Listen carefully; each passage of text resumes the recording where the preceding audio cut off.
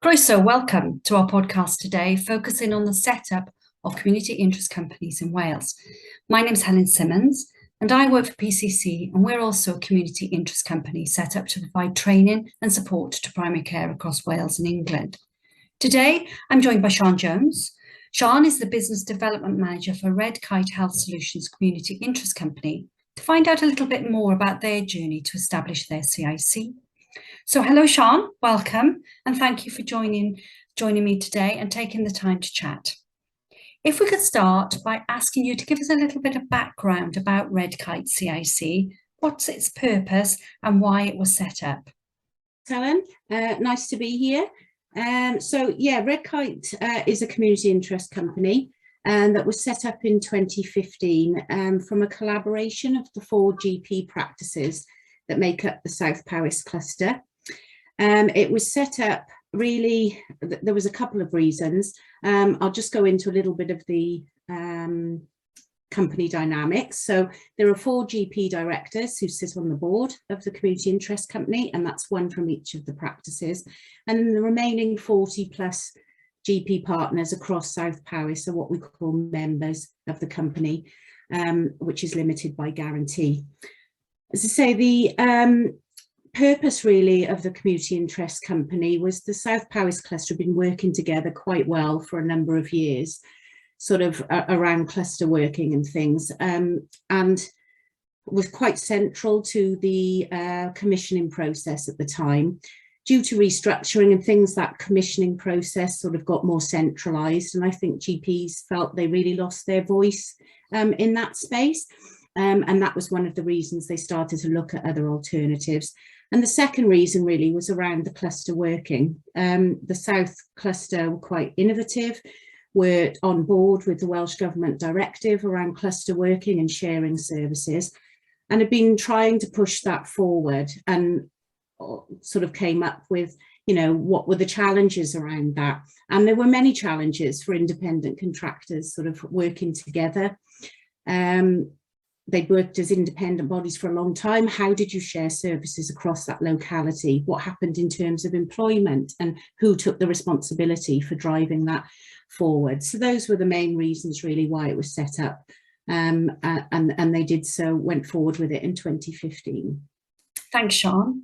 And if we move on to look at the setup process, could you explain a little bit how this worked for you and the steps that you had to take to be able to set up the community interest company?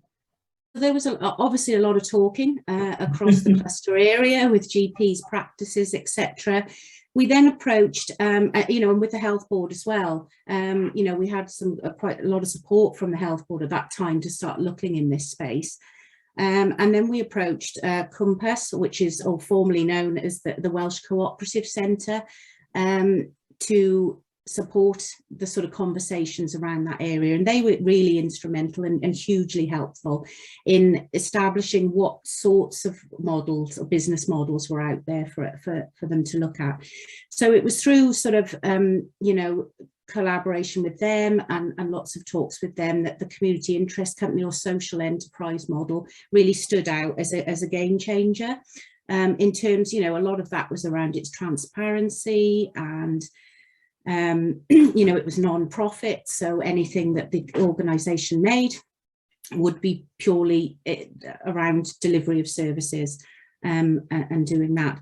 So once the model was sort of chosen, obviously sat down, looked at mission statements, really what was the company about, what was its purpose going to be, and was everybody on board with that? And once we'd got that, who were the members of the company going to be, who were the directors, that needed to be established.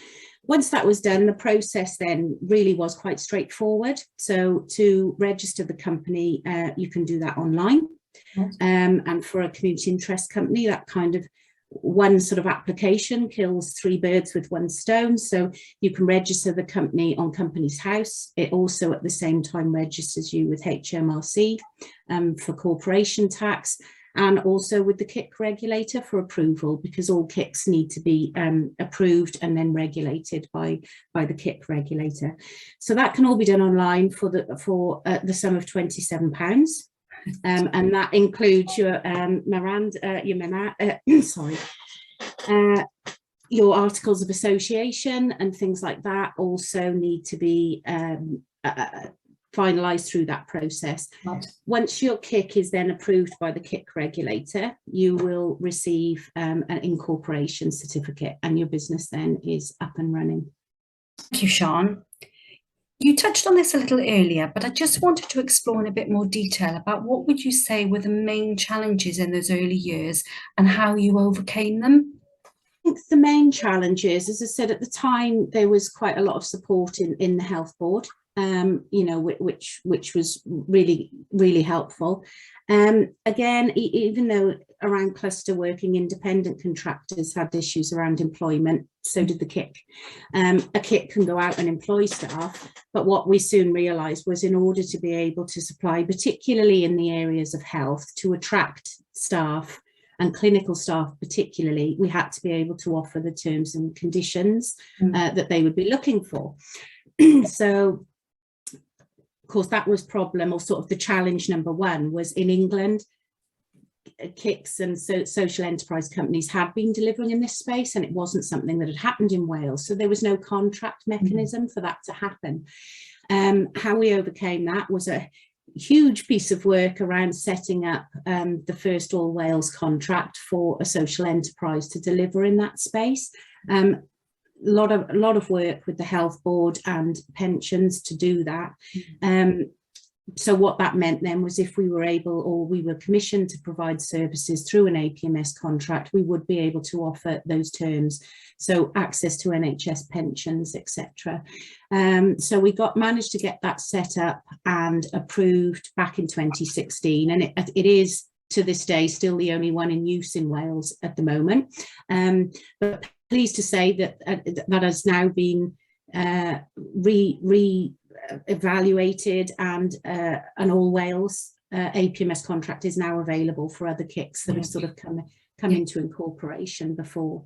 So that was the main one, and I think the second one really then was around buy-in. Right. You were operating in a space where social enterprise hadn't operated before, particularly in Wales, making sure that people got it, or did they, what was the purpose of the KIC, what was this about? That again was a second challenge for the organisation, because people didn't really know a huge amount about KICs, and particularly not in the health arena.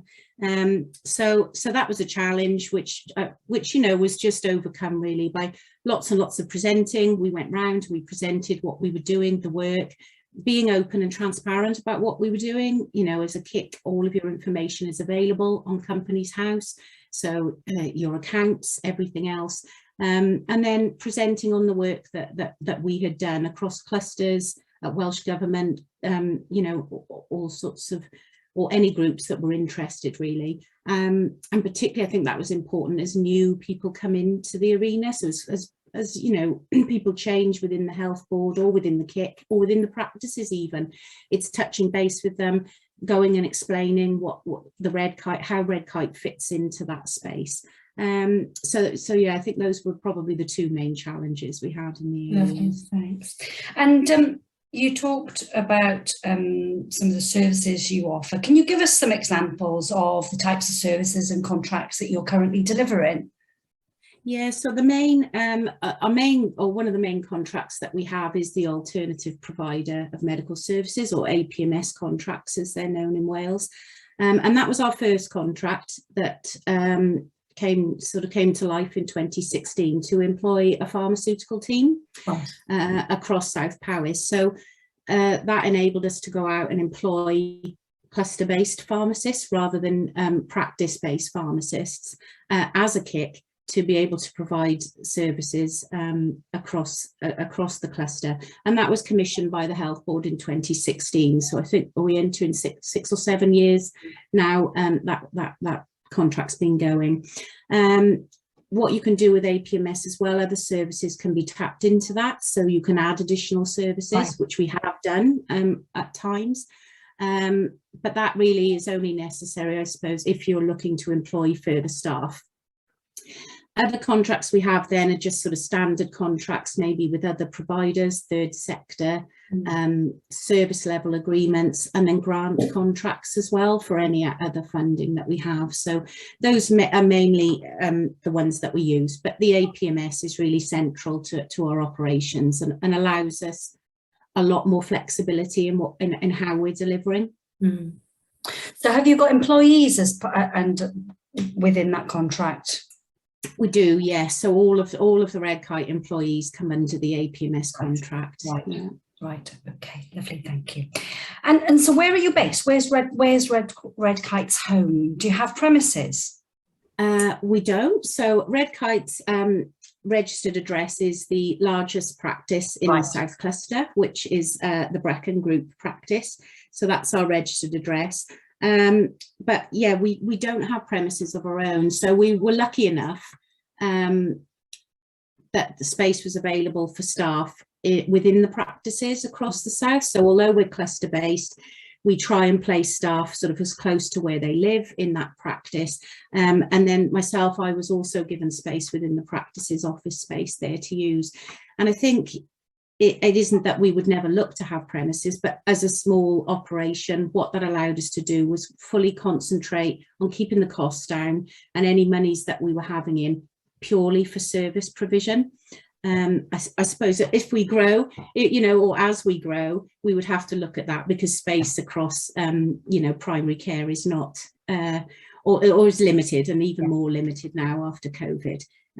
But yes, we've managed to not go down that route at the moment. Okay, lovely, thank you. And what would you say are the main benefits, or the benefits you think that Red Kite brings to the health and care of your local community? So I think, don't get me wrong, the Health Board and Primary Care do a fantastic job with the limited resources they've done. I think what the KIC has brought is just another option for service delivery. And providing solutions to gaps in services. So maybe where the Health Board or Primary Care is unable to offer or unable to solve a problem around services, the KIC has the capacity to step in and evaluate that and look at it and see whether we can improve things for patients. It's also sort of a voice on behalf of the patient as well, because a lot of what we do involves evaluating and reaching out and getting patient feedback and seeing what are the problems that patients are facing. And then we're able to do that. So, through all of our services, but through the evaluation, we've been able to increase GP time. So we've increased appointment times across practices. We've seen improvements in health and well-being from our patient feedback has been, hugely beneficial to shaping opportunistic disease capture, all of those sorts of things. And then there are those services that are over and above as well, what GMS is able to provide. So our COVID impact service was one, for example, which was around health and well-being. And we've run things like weight management programs, which supplement and support what's happening in primary care, but wouldn't necessarily be available to patients if the KIC wasn't in operation. So I think that's probably really what it's brought to the patient is just additional and supplementary services and better access. Thanks. And then finally, what would be your top tips for anybody thinking about setting up a KIC? Top tips, right? Wow. I think probably just going back to what we said before, the biggest tip I would give if you were considering a KIC is to be really clear about your mission statement. Right. What is it you want to achieve with your KIC? Because that will be the driver for everything you do, and also the staff that you employ. So that would be one. Have a clear and defined mission statement. From that, you need to build your relationships. And that's a lot of talking to people, and not just talking to people, but listening as well. And listening down on the ground to those people that are there. So like the patients, the workers down on the ground, really get an understanding of what that problem is. And then you build your team based around that mission statement. We've very much built our team who have a full understanding of the core values of what the CIC is about. And then they're the main drivers for most, you know, if not all of our successes, really. That's what we've done. Another one, evaluate and don't be afraid to adapt. Evaluate everything, or get somebody to evaluate everything. And I think often we're scared to change. What we're not afraid to do as a CIC is evaluate, evaluate, evaluate. If it's not working, don't be afraid to stop it. Don't be afraid to change it. Get in there and change it straight away. You know, we're able to support primary care with that as well, with the additional resource that we've done. And I suppose be resilient. You know, in the initial stages, you're fighting for your space, or space in a very crowded area. Yeah. People won't necessarily understand you. People, you know, you'll have to explain what you are and what you are about numerous times, but it's all worth it in the end. You know, to be able to demonstrate the value that you've brought, or the increased value that you've given to the population that you're serving. You know, there's no greater feeling really in that. Yeah, and I suppose finally, probably always keep your sense of humour, and if you can bake, I find that's always a massive plus as well. Lovely. Final, really good tip there from Siân. So really good tip. Really good tip. Thank you so much for taking the time to speak with me today, Siân, and sharing your experiences. Diolch yn fawr I chi.